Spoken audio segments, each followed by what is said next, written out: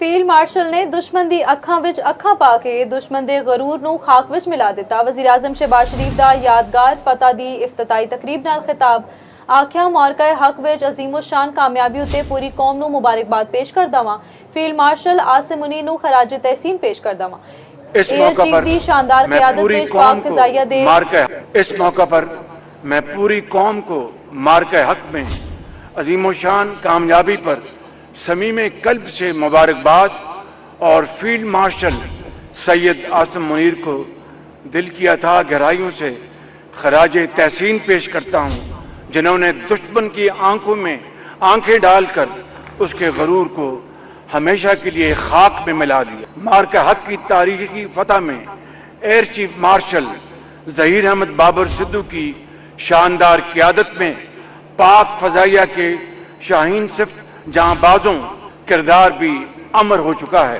یہ فتح ہماری مسلح افواج کی فتح ہے، پاکستانی عوام کی فتح ہے۔ جنگ میں شکست کے بعد بھارت نے سندھ طاس معاہدے کو یک طرفہ اور غیر قانونی طور پر معطل کر کے خود کو امن کا دشمن ثابت کیا ہے۔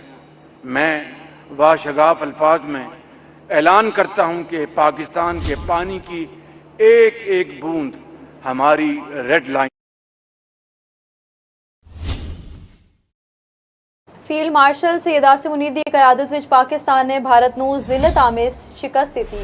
صدر آصف زرداری دا تقریب نال خطاب۔ آکھیا امن عمل وچ دنیا دے نال نے امن و استحکام لئی پاکستان دے کردار دی دنیا معترف ہے۔ Our nation and our armed forces,